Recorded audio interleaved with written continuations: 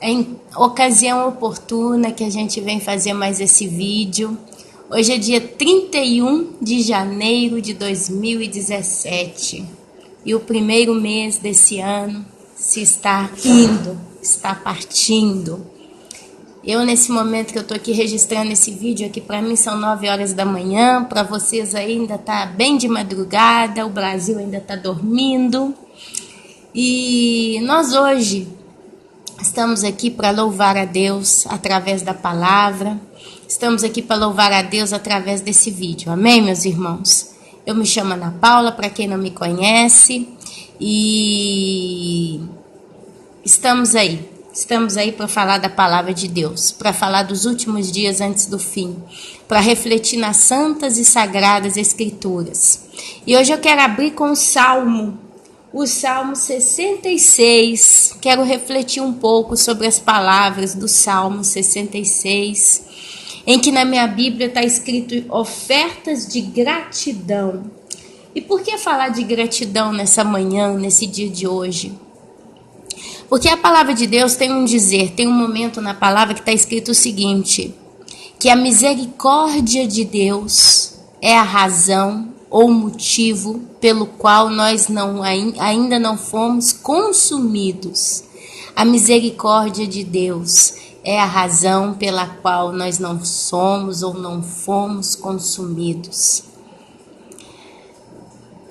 A vida é um prato cheio de pecado oferto todos os dias a cada um de nós. O mundo oferece de tudo e de mais. Mas Deus, o Deus de Isaac, Deus de Abraão, Deus de Jacó, esse é o nosso Deus, tem batido na porta dos nossos corações e ainda assim, com sua longanimidade, tem tido paciência com as nossas fraquezas. Ele sabe aqueles que são dele e ele sabe esperar, ele sabe atrair com seu amor os nossos corações. E Davi sabia muito bem disso. Davi sabia o quanto ele era misericordioso, bondoso, paciente, o quanto ele realmente tolera o homem, sabe como nós somos reduzidos ao pecado. Então ele levanta um salmo de gratidão.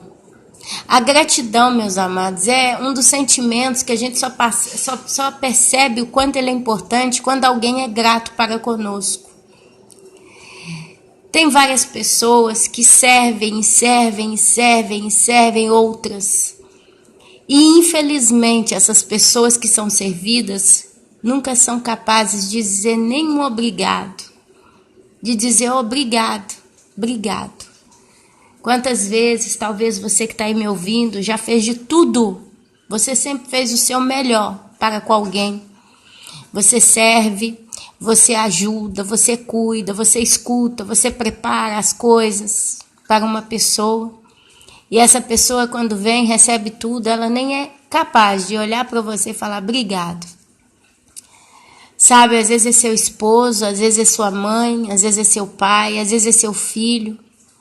Você prepara tudo. Quando vai cozinhar, procura sempre fazer o melhor, a comidinha mais gostosa, bem quentinha.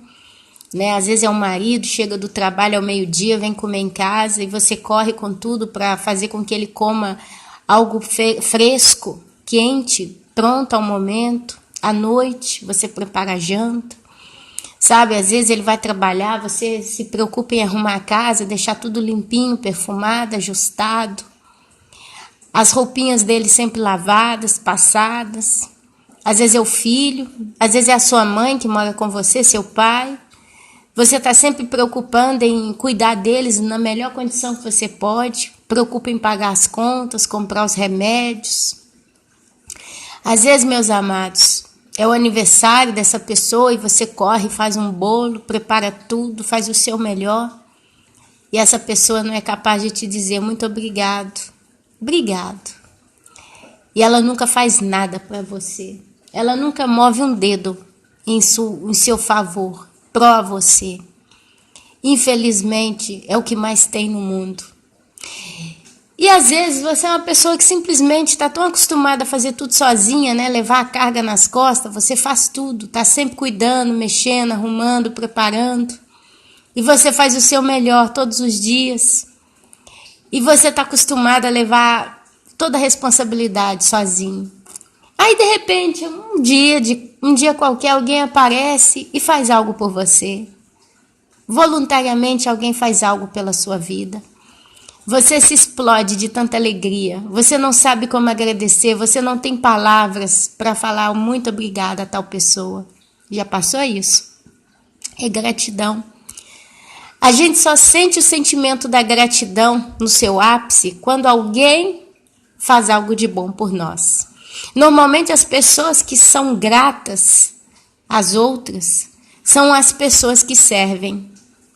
Quem não serve normalmente nunca é grato, mas quem serve o próximo é sempre grato, porque ele sabe o preço, ele sabe o empenho, ele sabe a dedicação que é servir. Quem faz com amor, quando recebe com amor, é grato. Você pode observar isso. Quem não faz nada para ninguém, quem não ajuda ninguém, quem não está preocupado com ninguém, é egoísta, né? Essa pessoa também ela nunca é grata, porque ela está acostumada a ser cocolada, ela está acostumada a ser adulada, ela está acostumada a receber tudo mastigado. Então, para ela não faz diferença, porque ela não sabe qual que é o preço de se importar com o próximo. Mas aqueles que se importam verdadeiramente com o próximo, quando recebem algo, são gratos. E Davi, então, ele começa a agradecer. A palavra gratidão também está colegada à palavra agradecer. Só que é um ato, como que eu posso dizer? A gratidão, agradecer é o fruto da gratidão. Porque a gratidão é o sentimento que gera o agradecer, o reconhecimento de que alguém fez algo por você. Às vezes é o mínimo, às vezes é o máximo.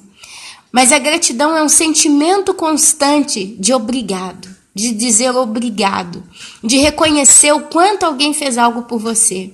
E Davi, então, ele vira no Salmo 66 e ele começa a nos exortar a sermos gratos a Deus. Ele diz em ofertas de gratidão: aclamai a Deus toda a terra, aclamai a Deus toda a terra, salmodiai a glória do seu nome, dai glória ao seu louvor.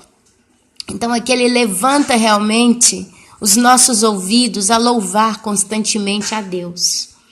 Dizei a Deus, que tremendos são os teus feitos, pela grandeza do teu poder, a ti se mostram submissos os teus inimigos. Prostra-se toda a terra perante ti, canta salmos a ti, salmodia o teu nome. Vinde vede as obras de Deus, tremendos feitos para com os filhos dos homens. Converteu o mar em terra seca, atravessaram o rio a pé, ali nos alegramos nele. Oh, glória! Aleluia, aleluia. Ele em seu poder governa eternamente. Os seus olhos vigiam as nações. Não se exaltem os rebeldes. Aleluia. Ontem eu tive a bênção, a graça e a oportunidade de ver o filme da Rainha Esther. E basicamente a história da Rainha Esther, vou resumir aqui, e eu quero trazer uma observação que encaixa muito bem. Ele em seu poder governa eternamente. Os seus olhos vigiam as nações e não se exaltem os rebeldes. Olha só, a história da Rainha Esther. A Rainha Esther era uma judia que vivia, acho que é na Pérsia, né, que era o reino da Pérsia. E se eu errar algum detalhe aqui, meus irmãos bíblicos, me perdoem a ignorância, porque eu não estou com o livro da Rainha Esther aberto, eu estou com a história um pouco fresca na cabeça, mas o que importa é a história, tá bom? Mas a Esther, então, o povo judeu, eles eram governados pelo rei Assuero. Eu acredito que é o reino pérsico, mas eu não tenho certeza não, tá? Mas eu sei que o rei era o Assuero. A história conta que o rei Assuero tinha uma esposa muito bonita, muito linda. E ele deu um banquete, ele estava ali naquele momento de festa com seus principais, né, aliados, seus governantes, seus servos, as pessoas que estavam ali com ele no reino dele, governando com ele, pessoas poderosas, os principais da corte, eu chamaria assim. E o rei Assuero, então, ali bebendo, comendo, então, e ali começa, né, um trocadilho de palavras. E eu sei que, então, eles perguntam, tem um homem, eu não vou lembrar o nome dele aqui. Ele, então, vira e fala assim, olha, qual que é o seu tesouro mais precioso, né? Aí vem esse aqui, mas o rei, todas as joias que tem, é uma mais esplêndida do que a outra. Então o rei não tem uma joia principal, uma joia mais rica, mais linda, mais poderosa do que as demais. E gira a conversa daqui, gira a conversa dali. Ele fala, a minha esposa é a minha mais linda joia, porque a esposa dele era extremamente bela. Então, ele vira e fala o seguinte, manda chamar a minha esposa, porque eu quero mostrar a sua beleza, para que vocês entendam qual é a minha joia, alguma coisa assim. Então, aqueles eunucos, né, eles vão chamar a esposa, olha, o rei quer que você compareça à sua presença. Por que ele quer? Porque ele quer mostrar a sua beleza para os seus principais. Então ela se recusa a ir. No filme ontem ela até fala, né? Eu vou ficar desfilando para um bando de bêbado, alguma coisa do gênero, no filme. Mas a conversa se resume em que ela não vai, os eunucos voltam e falam que a rainha se recusou a se apresentar ao rei. E naquele momento é uma coisa complicada, porque primeiro que uma rainha não ia nunca na presença do rei, a não ser que ele chamasse. Quando a rainha se apresentava ao rei, se ele estendia o cetro para a rainha, sem que ele a chamasse, tá? Se ela fosse assim de cabeça. Se ele estendesse o cetro, ela então era recebida, mas se ele não estendesse o cetro, a rainha tinha que ser morta. Pra vocês terem uma ideia do nível aqui, da convivência aqui do povo. Conclusão, ela não vai. Então os líderes e os principais, né, começam, como não? A sua rainha se rejeita a vir, ela vai ser exemplo para as mulheres da corte, porque se a rainha se rejeita a comparecer na presença do rei, as mulheres vão ficar rebeldes, não vão mais querer obedecer aos seus maridos, isso também vai provar que o rei não tem poder nas suas palavras, e conclusão, a rainha é expulsa para sempre da presença do rei. E então, gira lá, gira cá, agora a gente tem que arrumar uma rainha nova para o rei, uma rainha que mostre a glória do rei, né, que esplenda a glória do rei, e não sei o que, não sei o que, não sei o que. Então, todas as jovens donzelas, virgens de uma certa idade, são conclamadas a vir à corte do rei, porque o rei precisava escolher a sua nova rainha.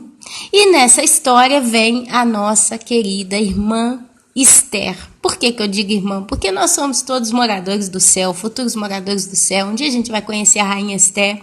E eu acredito que vamos conhecer o rei Assuero também, porque provavelmente ela, na sua sabedoria, conseguiu converter o coração desse rei a Deus. Provavelmente, né? Ele era extremamente apaixonado por ela.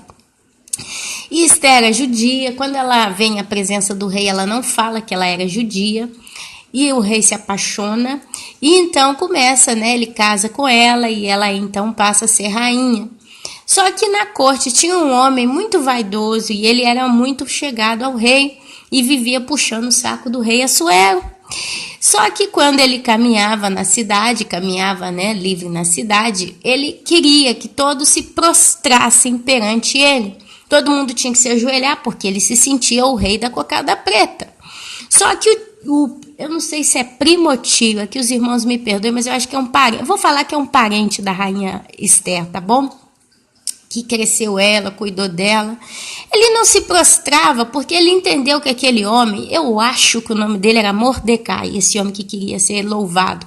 Mordecai ou era um homem que queria ser louvado ou era o parente da Esther, mas eu, como tenho a memória, como eu já expliquei no vídeo passado, minha memória não grava muito, eu só sei que esse homem queria ser adorado, e esse parente da rainha Esther, que eu acredito que é o tio dela, um primo distante, percebeu que ele não queria ser respeitado simplesmente, porque uma coisa é você se prostrar, se abaixar para salutar, para cumprimentar alguém, né, mais importante hierarquicamente que você.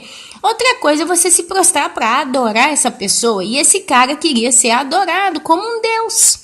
E esse moço, parente da rainha Esther, percebeu que ele queria ser idolatrado e ele então não se prostrava. E toda vez que aquele homem passava, ele não se prostrava, todo mundo se prostrava e ele não. E ele foi ficando enciumado, com raiva, o orgulho cresceu no coração e começou então a nascer um desejo de vingança, de vaidade, né? Qual nome eu posso descrever aqui? Resumindo a história, esse homem vai até o rei. Esse homem vai até o rei e fala: meu rei, tem um povo que não honra o rei. Tem um povo que se rebela contra o rei. Porque esse moço, ele simplesmente falou: eu não vou matar só esse cara, eu vou matar o povo inteiro, porque eles são assim, eu não quero esse povo no nosso meio. Quem é esse povo? Ele foi muito mal, ele não quis matar só o moço que não se prostrava, ele quis matar todo mundo. Só que ele foi com o rei, até o rei, com uma conversa de que o povo, tinha um povo, não falou que povo é, que se rebelava. E que aquele povo, com o tempo, ia trazer problema na corte. E conversa vai, conversa vem, o rei tira o anel e fala: olha, eu vou te dar o meu anel e você tem liberdade para resolver isso, fazer o que você quiser. E aquele homem vem todo feliz, vem todo orgulhoso, a pompa está quase explodindo e ele: eu estou poderoso, eu estou com o anel do rei, eu posso fazer o que eu quiser. Então ele emite um decreto falando que em um número determinado de dias ele ia massacrar o povo judeu. Ele ia massacrar o povo judeu. O rei ia matar todo mundo. E nessa conversa toda, isso aqui vem no meio do povo judeu, que fica desesperado. E esse parente da nossa rainha Esther, né, dessa rainha Esther, ele fica na porta do palácio chorando, vestido de pano de saco, até que os eunucos vêm e contam para ela o que está acontecendo. Ela fica muito triste, né, ela descobre tudo ali. E resumindo a história, ela vira e fala o seguinte: olha, pede a ele para dizer ao povo de Israel para jejuar por 3 dias, nem comer nem beber nada por 3 dias e orar por mim, porque daqui a 3 dias eu vou comparecer na presença do rei, sem que o rei a chamasse. Aí a gente lembra a história do cetro. Se estendesse o cetro, ela era recebida. Se o rei não estendesse o cetro, ela era morta. E o rei não a chamava já há bom tempo. E esse moço invejoso, orgulhoso, né, cheio de pompa, ainda chega na casa dele e fala: agora eu tenho tanto poder que eu posso matar o povo judeu, que eu vou construir uma forca, se eu não me engano, de 14 metros, meus irmãos. Se eu não me engano, tem muito tempo que eu li a história de Esther na Bíblia. Ontem eu vi o filme e os detalhes, assim como da Bíblia, não se dá, né? Eu sei que ele constrói uma forca muito alta e ele fala: eu vou matar ele aqui, na frente da minha casa, pessoalmente, para ele aprender que eu sou um homem, que ele tinha que se reverenciar a mim. E parece que a família dele apoia ele, né? Eles apoiam ele e tal. E resumindo a história, Esther entra em angústia, o povo de Israel entra em angústia, eles começam a se vestir de pano de saco. No filme eu achei tão bonitinho quando ela fala uma frase. Ela diz: Senhor, nós pecamos contra ti e por causa disso o Senhor nos entregou na mão deste povo, que já não era mais o reino de Israel, né? O reino de Israel foi exilado ali. Mas agora eles estão querendo nos assolar totalmente. Tem misericórdia de nós.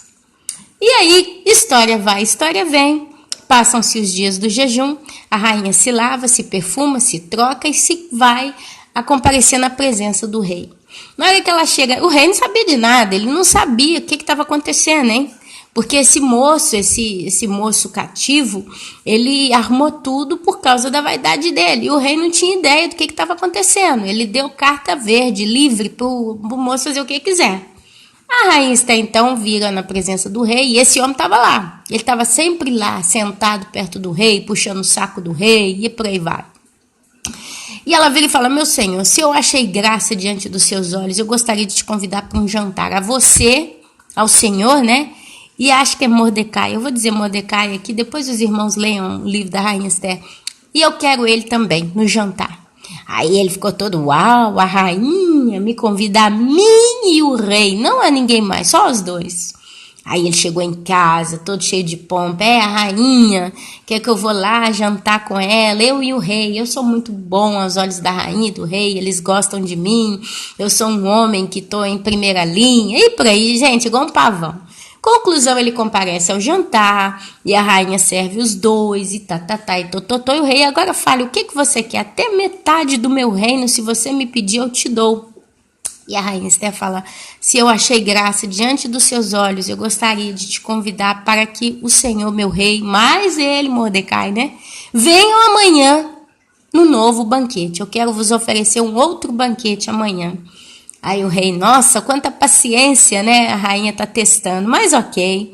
Aí, resumindo a história, no dia seguinte, a rainha Esté faz um novo banquete, serve eles e e tototó. E chega um momento que o rei fala, basta, né? O que você quer de mim? Por que você tá fazendo esse banquete e tal? E aí, então, ela fala, porque eu quero te pedir só uma coisa, meu rei. E o rei, o que você quiser, até metade do meu reino eu te dou.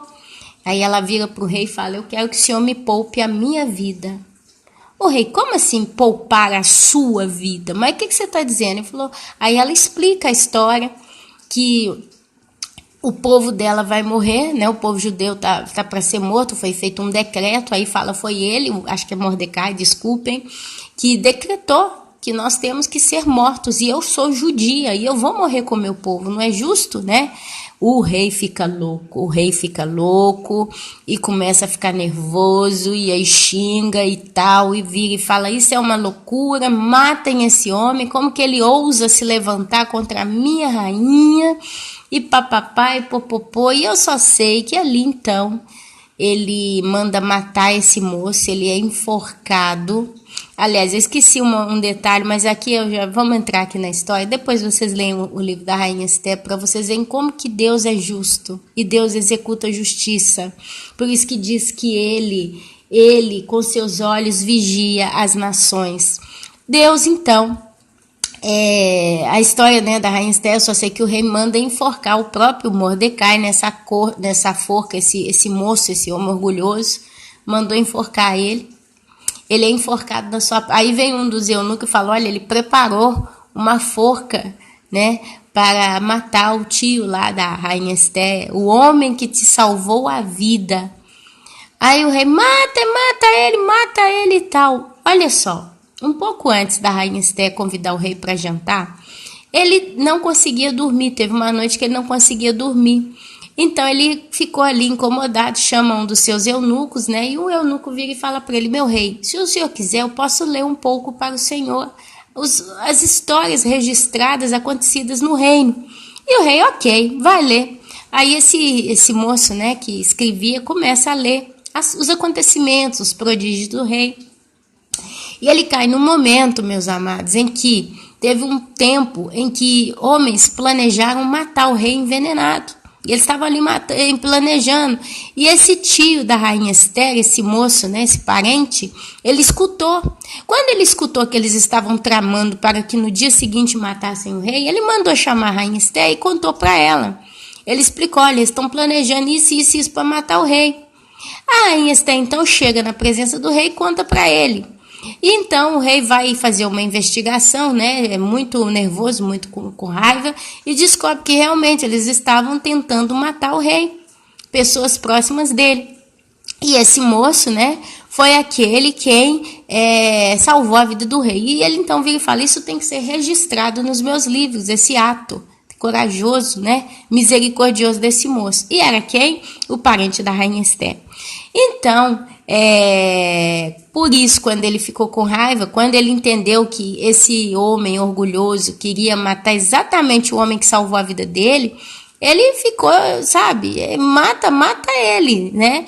E teve um momento, olha como é que Deus foi tratando e vingando, né, vamos dizer assim, ou eu não sei qual palavra eu posso descrever aqui, mas olha como que Deus ele foi movendo a história nesse caso. Teve um momento que esse homem, né, que puxava o saco do rei, chega pro rei, tá ali sempre puxando o saco do rei, e o rei batendo papo com ele, vira e fala assim, olha, segundo a sua opinião, como que o rei deveria honrar um homem de confiança? O que o rei deveria fazer para honrar alguém?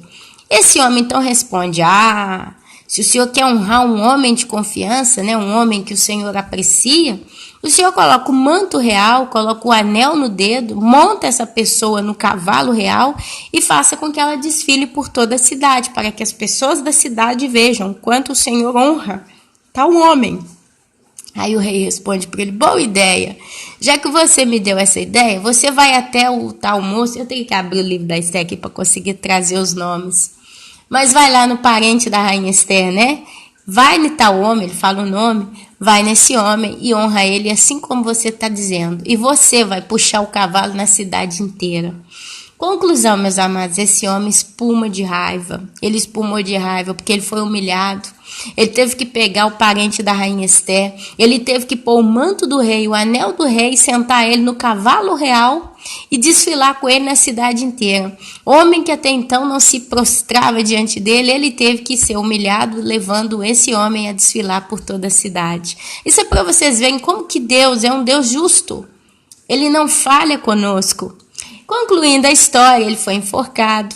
E ali, então, a rainha, junto com esse moço, né, receberam toda... O rei falou: olha, o decreto foi dado, eu não posso desfazer o decreto, eu não posso mais voltar atrás, mas eu vos dou autoridade para fazer o que vocês quiserem, para procurar resolver isso do melhor modo possível. E então, eles entenderam que a melhor coisa que poderia ser feita é emitir um decreto falando para que o povo tinha todo o direito de se defender. Porque até então o povo não poderia se defender, eles iam ser mortos sem poder se defender. Eu não consigo entender o nível disso, mas, quer dizer, eles tinham que morrer calados. E ali foi dado para eles toda a liberdade para construir arma e se defender. E então chegou o dia, né, do decreto ser cumprido. Os soldados do rei, infelizmente, foram pelas cidades e todas as províncias onde tinham judeus. Mas os judeus estavam preparados até os dentes e se defenderam. Teve morte, né, dos dois lados, com certeza, porque é sempre um acontecimento, né? Infelizmente, o povo judeu se voltou contra Deus e Deus então os mandou para aquela situação, deixou eles ali sendo governados por um rei estrangeiro. Mas esse moço, parente da rainha Esther, ele foi muito exaltado porque ele foi colocado como homem do braço direito do rei. E a rainha Esther governaram com esse rei até o final do tempo. Há mais ou menos, meus amados, essa é a história. Mas por que eu contei essa história? Porque Deus, ele vê o coração do homem. Deus, ele viu o coração daquele homem mau. Ele viu o orgulho, a cobiça, a prepotência, a soberba daquele homem. E aquele homem tocou na menina dos olhos de Deus, que é o povo de Israel. Deus permitiu aquele povo ser exilado, estar ali debaixo daquele reino do rei Assuero. Mas até então apareceu gente tão maldosa que queria assolar completamente com o povo. E não era esse o propósito do nosso Deus. Deu para entender? Então, quando a Bíblia fala aqui em Salmos que os olhos de Deus vigiam as nações, eu quero trazer com muita certeza para os irmãos que todo mal que está sendo cometido debaixo do sol, nesta terra, toda injustiça, seja da menor a maior, né? Você vê lá no livro de Abacuque, o clamor de Abacuque, a tristeza, e ele começa: por quê? Por quê? Por que tanta injustiça? Por que tanto mal na terra? E aí você vê Deus trazendo, né, o consolo para Abacuque, dizendo que ele não morreria eternamente, alguma coisa assim. Também teríamos que ler o livro de Abacuque. Mas a gente vê a mão de Deus. Ele vê tudo. E Davi então reconhece isso. Os seus olhos vigiam as nações. Não se exaltem os rebeldes. A pessoa rebelde é a pessoa que não aceita nada, né? É a pessoa que qualquer coisa que fala com ela, mesmo que é a coisa certa, por ela ser rebelde por natureza, ela nunca aceita. E ela então se exalta, ela se rebela. A palavra rebelde, rebeldia é rebelar, né? A pessoa que afronta tudo e todos em prol daquilo que ela acha que é o certo. Mesmo que ela sabe que o que está certo é o que está o outro que está dizendo, mas ela é rebelde. O rebelde, ele não aceita a aprovação de ninguém ou reprovação de ninguém. E Davi continua: bendizei, ó povos, o nosso Deus, fazei ouvir a voz do seu louvor, o que preserva com vida a nossa alma. Deus preserva com vida a nossa alma e não permite que nos resvalem os pés. Amados, ainda que a terra não floresça e a vide não dê o seu fruto, ainda que os montes se lancem ao mar ou que a terra trema, hei de confiar Nós não podemos olhar as circunstâncias, podemos olhar o amor de Deus para conosco. Porque ainda, meu amado, minha amada, que a gente pereça, e isso Abacuque entendeu, ainda que nós percamos a nossa vida nessa terra, a nossa alma será vivente. Deus preservará a nossa vida eterna. E aqui o Senhor fala isso, né? Ele não resvala, Ele não permite que não resvale os nossos pés. Quer dizer, aquele que está em pé, tome cuidado para que não caia. Mas se a sua rocha é Cristo, você está firmado na rocha. Pode vir um vendaval, pode vir a tempestade, a sua vida não cai.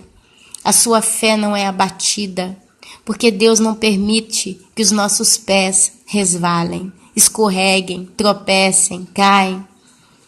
Pois tu, ó Deus, nos provaste, acrisolaste-nos como se acrisola a prata. Tu nos deixastes cair na armadilha, oprimiste as nossas costas, fizeste que os homens cavalgassem sobre a nossa cabeça. Passamos pelo fogo e pela água, porém, afinal, nos trouxeste para um lugar espaçoso. As tribulações da vida geram perseverança. Quando um santo de Deus é passado pelo fogo lapidador, né? O fogo modelador, o fogo purificador de Deus, quanto mais a gente vai sofrendo, mais a gente se achega a Deus, mais a gente se aproxima de Deus, mais a gente quer Ele. A gente olha sempre com os olhos ainda doídos, mas a gente espera sempre nele. Ele é a nossa esperança. E a provação traz maturidade, porque é onde você começa a entender o que realmente é mais importante. Você pode pegar duas pessoas. Uma é salva em Cristo, tem a vida no altar do Senhor. A outra não. A outra é uma pessoa do mundo. As duas pessoas aparentemente são boas e vivem mais ou menos o mesmo tipo de problema. Imaginem que as duas mulheres sofrem com seus maridos, que chegam em casa, insultam, escarnecem, até batem, maltratam as duas mulheres. E essas mulheres são mulheres que vivem realmente debaixo de um jugo. A mulher que realmente teme a Deus, que tem a Deus no seu coração, ainda que ela não se sinta amada pelo seu marido, ela vive em paz porque ela tem Deus na vida dela e o Senhor preenche toda a sua necessidade afetiva, toda a sua alma é repleta da luz do Senhor. A mulher que está no mundo, ela é vazia, porque ela não tem Deus na sua alma, no seu espírito, no seu coração. Ela não tem esperança. E sabe qual é o maior problema? Sabe por que uma pessoa se suicida? Sabe por que pessoas se matam? Porque elas perdem a esperança. Quando a esperança se vai de uma vida, essa vida para essa mesma já não tem mais importância. É por isso que muitas pessoas se matam. Como que Deus vai lidar com eles? Eu não sei. Deus o sabe. Mas esse é o motivo. Porque essa pessoa já não espera mais nada. Essa pessoa já não crê que vai mudar, já não crê que vai se consertar. Ela já não tem mais esperança. A esperança, meus amados, faz parte do fôlego da vida do homem. Se o homem ainda tem esperança, ele tem um motivo pelo qual combater. E ele está de pé. Mas quando ele perde a esperança, quando ele já não acredita que vai ter mais solução, quando ele entende que a vida dele vai só piorar, piorar, piorar e ele já está decretado a morte, ele então tira a sua própria vida. Esse é um dos principais motivos dos suicidas. Mas Deus, ele prova. Olha só, mesmo a gente sendo tão provado, tão testado, tão lapidado pela mão do Senhor, a gente não perde a esperança porque nós temos o Espírito Santo de Deus que enche os nossos corações. Convence o homem do pecado, convence o homem do juízo, mas também nos consola a alma. O Espírito Santo veio porque Jesus disse: eu vou para junto do meu Pai, mas eu não vos deixarei órfãos, em meu lugar virá o Consolador. Olha só, Jesus disse: neste mundo tereis aflições, mas eu venci o mundo. Se eu vou ter aflição, ele também providenciou o Consolador. Olha aí a mão da justiça de Deus. E Davi continua: entrarei na tua casa com holocaustos, pagar-te-ei os meus votos, que proferiram os meus lábios, e que no dia da angústia prometeu à minha boca: oferecer-te-ei holocaustos de vítimas cevadas, com aroma de carneiros, e molarei novilhos com cabritos. Vinde, ouvi, todos vós que temeis a Deus, e vos contarei o que tem ele feito por minha alma. A ele clamei com a boca, com a língua o exaltei. Se eu no coração contemplar a vaidade, o Senhor não me teria ouvido. Se eu no coração contemplar a vaidade, o Senhor não me teria ouvido. Entretanto, Deus me tem ouvido e me tem atendido à voz da oração. Bendito seja Deus, que não me rejeita a oração, nem aparta de mim a sua graça. Amados, olha só, se a gente na nossa alma, meus amados, deixa nascer a vaidade, se nós na nossa alma permitimos nascer a arrogância, a insensatez, a altivez, o orgulho, amados, Deus não ouve as nossas orações, mas a partir do momento que nós realmente somos humildes diante de Deus, Ele escuta as nossas preces. Às vezes a gente vai orar a Deus só chorando, a gente simplesmente confessa nossos pecados, coloca tudo ali diante dEle e a gente espera nele. Mas quando a gente faz de coração sincero, sem altivez, tem gente, eu já vi tanto, e eu mesma já pratiquei isso antes de ser convertida, né? Quantas vezes eu falei para Deus: por que o Senhor me deixa sofrer? Eu não mereço isso. Por que o Senhor deixa pessoas fazerem mal a mim? Por que tanta ingratidão, tanto erro, tanta maldade para com a minha vida? Sabe, eu já entrei várias vezes na minha vida num processo de comiseração. Comiseração, se você olhar no dicionário, é ter dó de você mesmo. Já que ninguém chora por você, você chora por você. Só que você começa a ficar diante de Deus. Eu não consigo. O Senhor permitiu que pessoas me fizessem mal. Por que tanta injustiça contra mim? E a pessoa que está vivendo a comiseração, ela está com os olhos fitados nela mesma. E ela chora de dó dela mesma. Mas é uma pessoa que não se move. Ela não procura simplesmente analisar os fatos. Por quê? Por que será que está acontecendo isso comigo? E como eu estou me comportando no geral?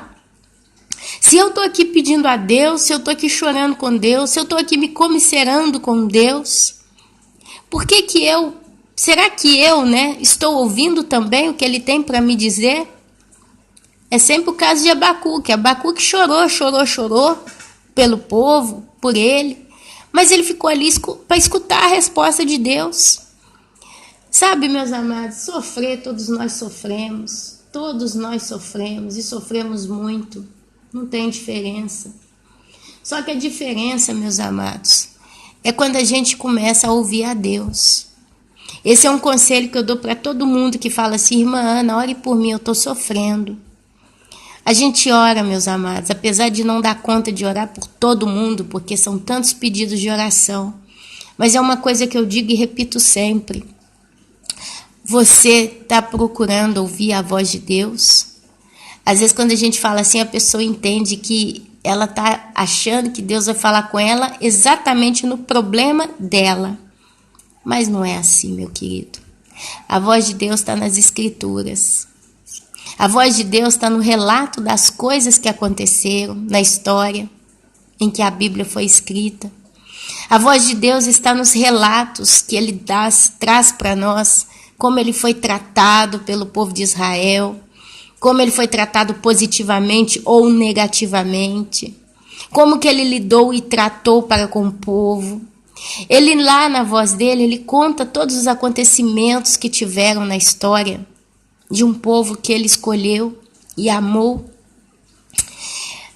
A voz de Deus, ela está na voz dos profetas. A voz de Deus, ela está na voz do nosso amado Jesus. A voz de Deus, ela está na voz dos apóstolos.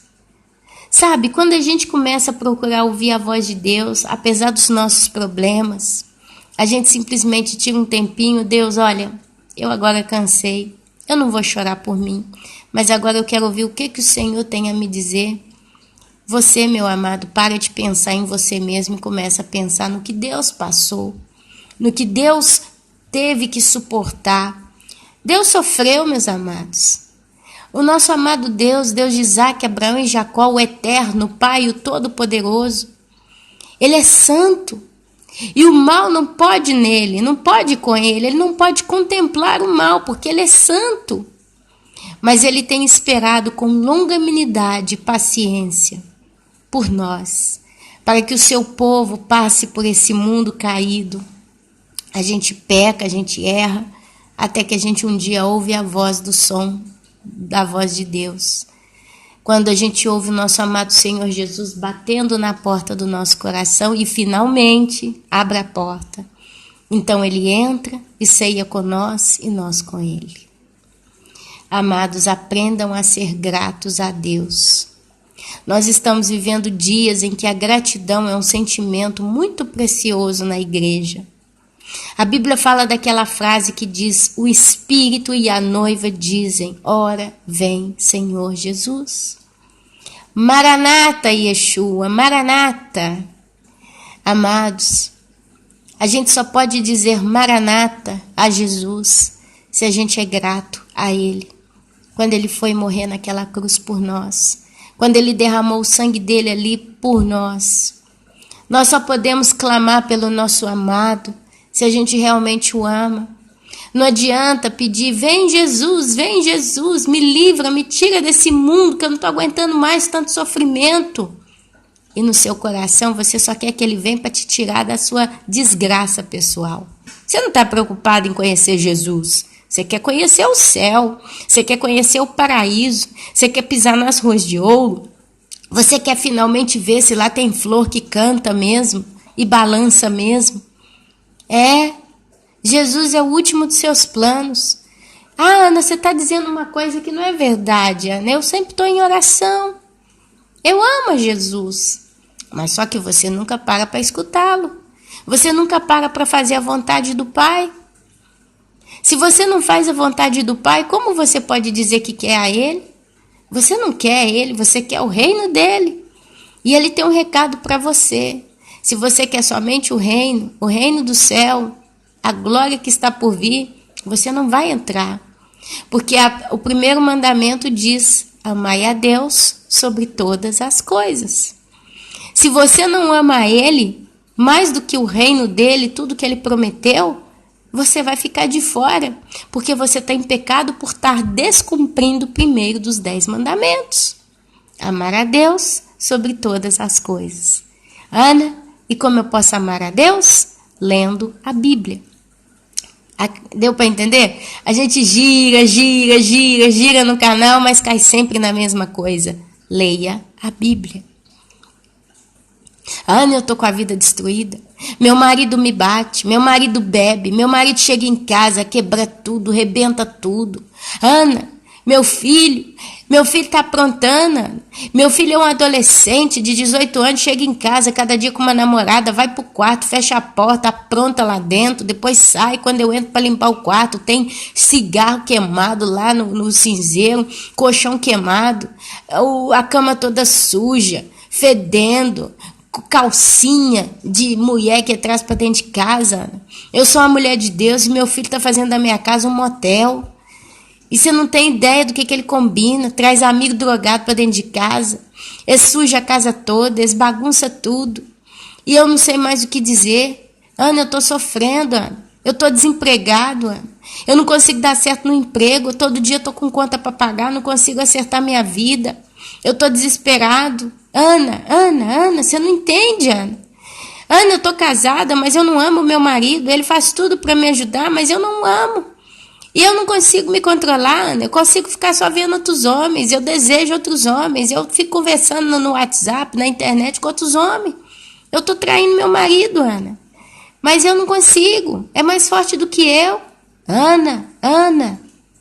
Amados, quando nós todos paramos para ler a palavra, ainda que a gente está todo sujo, lambuzado no pecado, e isso acontece com a maioria de nós, se não com todos, A gente para ler a Bíblia todos os dias, um pouquinho de cada vez. A palavra vai entrando no nosso coração. E ela vai lavando. Às vezes no início a sujeira está tão feia, está tão grossa, que você não percebe que está sendo lavada, porque está muito sujo. Mas eu posso te garantir que com o tempo, aquela palavra, se você tem perseverança, disciplina, força de vontade em lê-la, aquela palavra começa a transformar o seu interior. Porque aí entra o próprio olho de Deus, na sua infinita justiça, sondando o teu coração. E Ele sabe o coração que tem sede dEle. Deus, Ele sabe reconhecer aqueles que o buscam em espírito e em verdade. Às vezes você está tão vazio, tão seco, tão sem vida para com o Senhor. Mas você tem um coração que deseja. Eu achei tão bonitinho uma irmã falando esses dias. Ela está muito...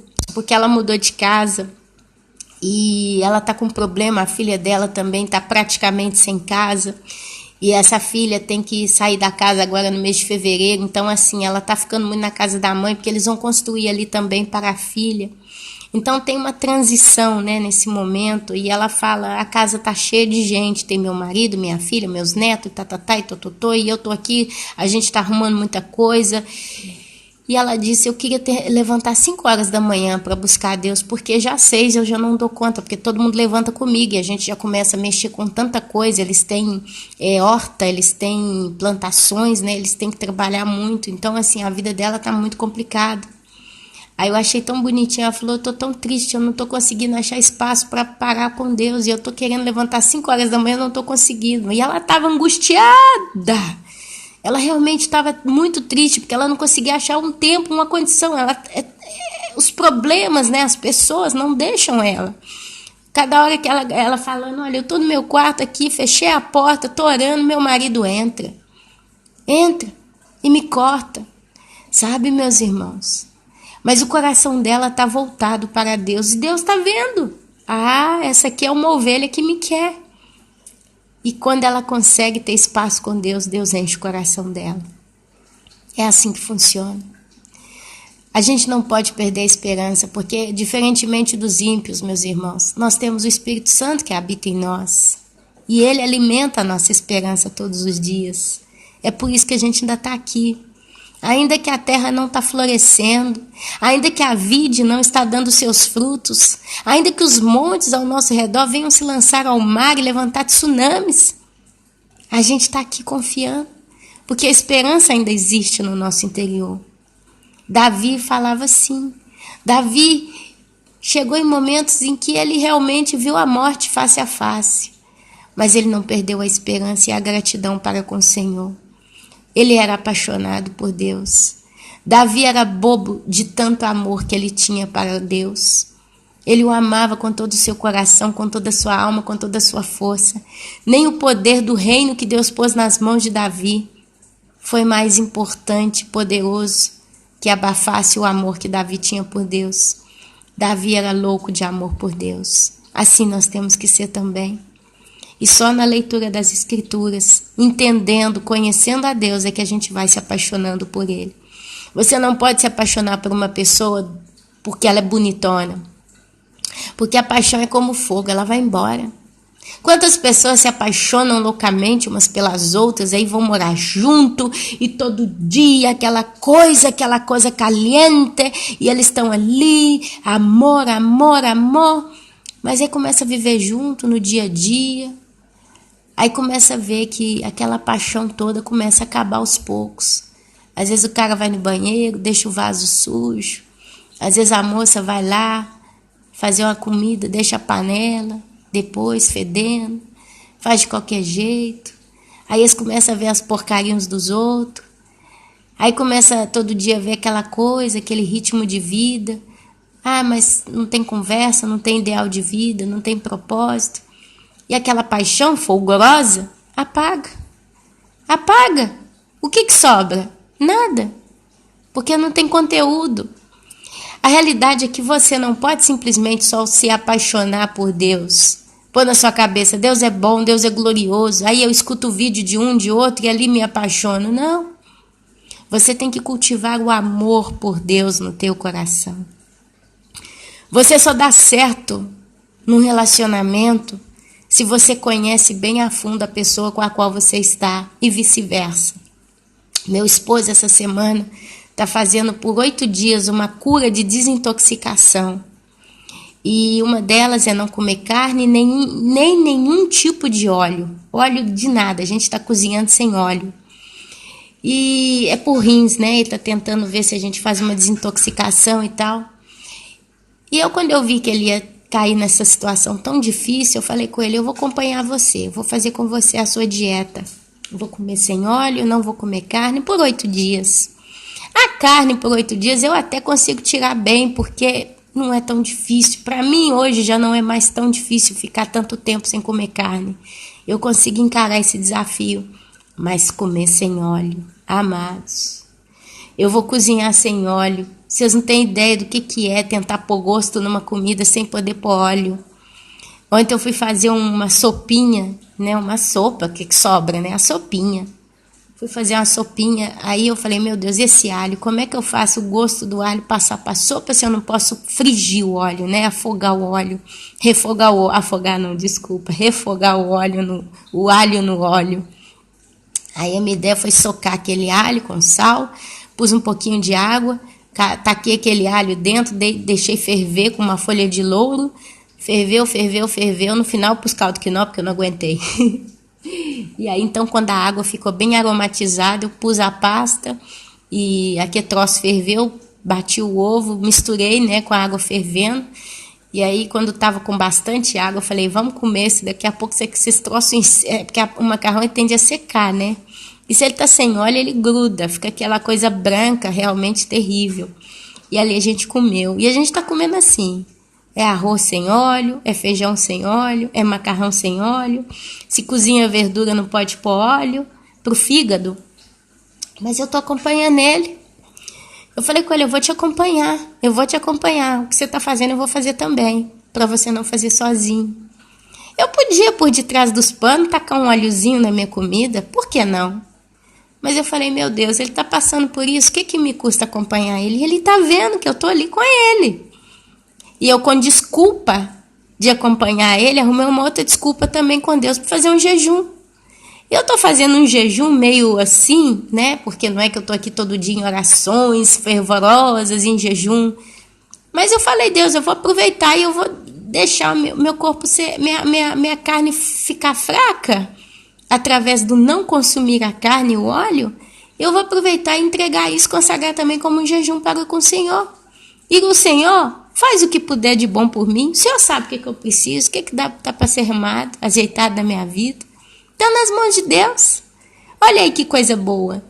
Mas isso é amar, amados. Se fosse paixão no meu casamento, para que eu vou preocupar em ajudar meu esposo a se cuidar? Deixa ele comer carne, deixa ele comer gordura. Tá com pedra nos rins? Vai no médico. Mas eu estou sempre procurando apoiá-lo, consolá-lo. Sou muito consoladora. Estou sempre consolando ele quando ele precisa. Às vezes chega em casa com tristeza nos olhos porque está com muita conta para pagar e não tem dinheiro. O dinheiro não está aparecendo e o aperto está aí. Eu vou e consolo. Sabe, procuro... Eu não tenho palavras para dizer, porque as palavras, quando o homem está cheio de conta para pagar e o dinheiro não está entrando o suficiente, que palavras você pode usar para consolar? Mas dá um abraço, sabe? Dá um copo de chá, que ele ama chá, vou lá, faço o chá de camomila. Levo o pijama para ele quando ele vai tomar o banho, quando ele termina o banho, tá tudo lá já de mão beijada. São pequenos gestos. E isso é amor, amados. Se fosse paixão, a gente já estava separado. Mas a gente está junto como se fosse no primeiro dia. Porque a gente se entende. Do modo nosso, a gente se entende. E existe solidariedade entre nós. Assim é com Deus. Se você entende a Deus, se você verdadeiramente ama a Deus, você aprende a ter solidariedade com Deus. Várias vezes eu vou orar com meus filhos, ou vou simplesmente orar sozinha. Eu peguei essa mania de falar para Deus, meu amado, que o Senhor tem uma excelente terça-feira. Que todos os propósitos que o Senhor traçou para hoje se realizem. Que tudo para ti venha dar certo. Que o Senhor possa repousar no dia de hoje. Alguém diria, Ana, mas o dia para Deus não é igual para nós. Deus ele está no atemporal, no tempo eterno. Eu não posso virar para Deus e desejar para Ele uma boa terça-feira. Como não? A terça-feira ela começa no mundo inteiro e ela termina. Tem os fusos horários, tem a diferença, mas o tempo cromo caminha. E hoje é o dia que o Senhor já fez. E você sabe, Ele dentro do tempo eterno, Ele intervém no tempo do homem.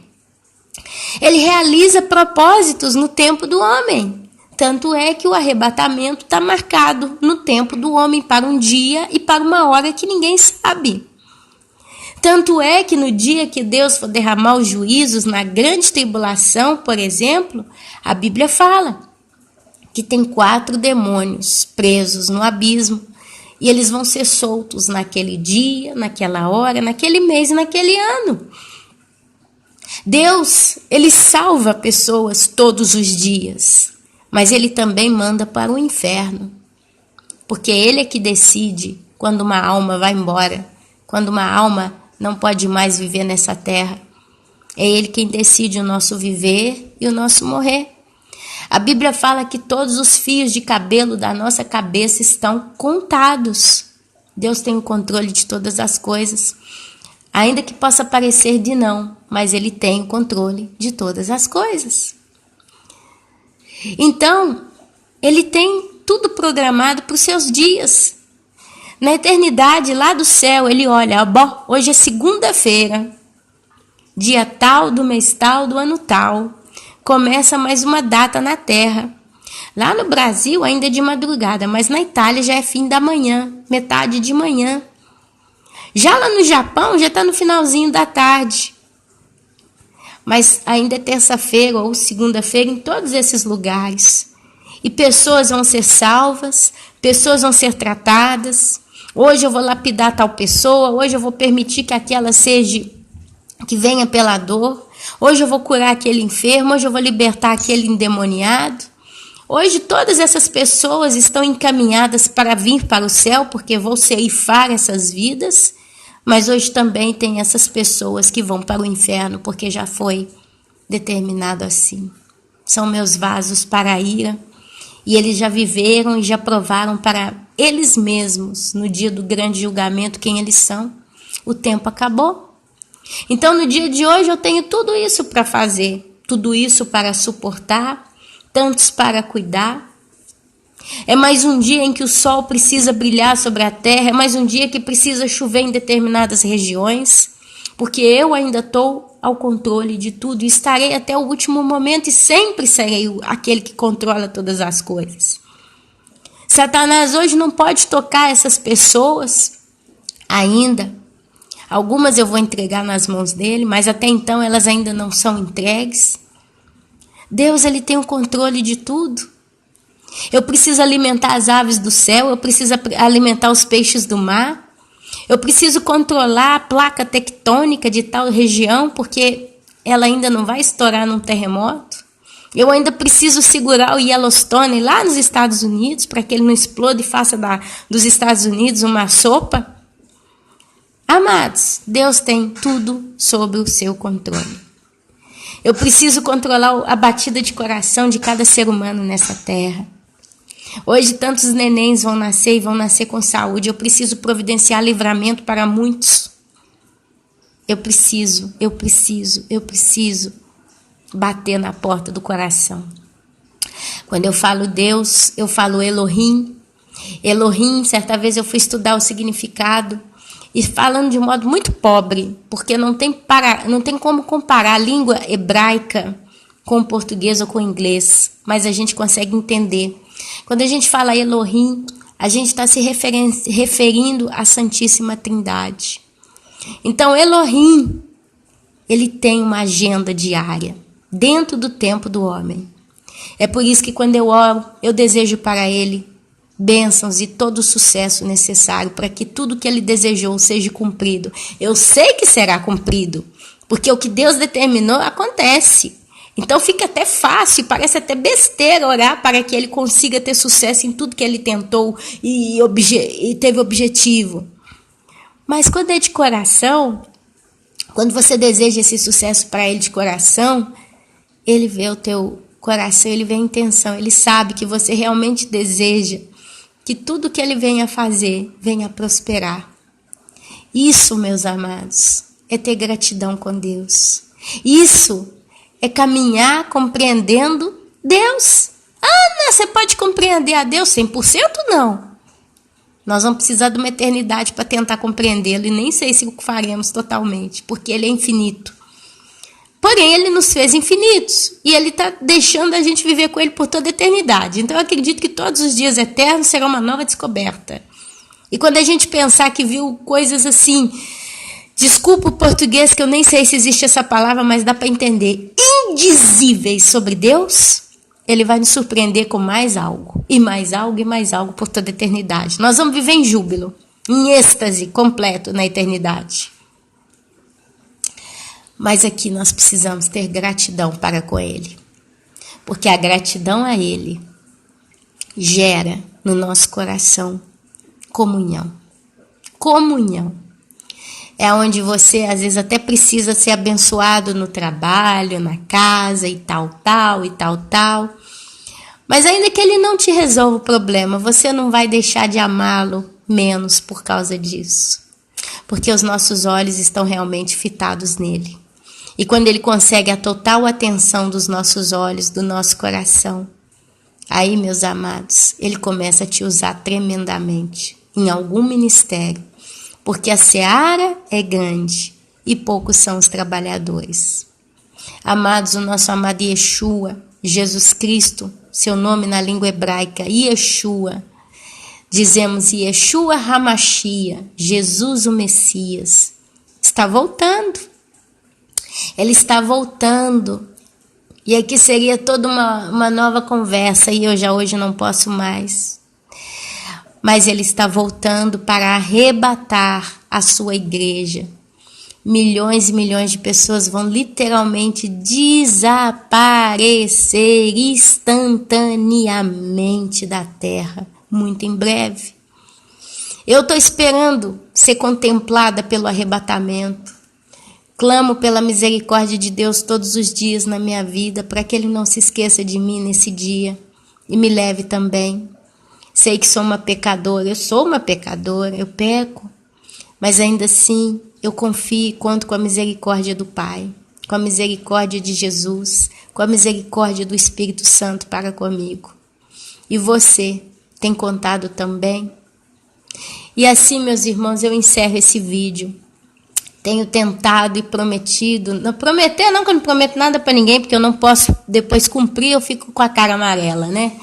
Mas eu tenho tentado ser o mais possível curta, breve nos vídeos. Eu estou tentando deixar vídeo aí no máximo com 1h15, 1h10. Esse aqui já está com 1h02, então vamos tentar encerrar, né? Para que todo mundo seja acontentado dentro da condição. E então eu vou terminar esse áudio aqui e espero que possa ser bênção no seu coração. Aprenda a ser grato a Deus. A gratidão agrada o coração de Deus. Ele não precisa da nossa gratidão, mas Ele se agrada dela. Deus, Ele gosta, Ele ama ser reconhecido. Porque reconhecer a Deus é o mesmo que louvá-lo. Porque quando você reconhece a Deus e o ama, você o louva. Como fez Davi aqui no Salmo 66. Amém? Então que você seja abençoado com percepção para com o Pai. Amém, amém e amém.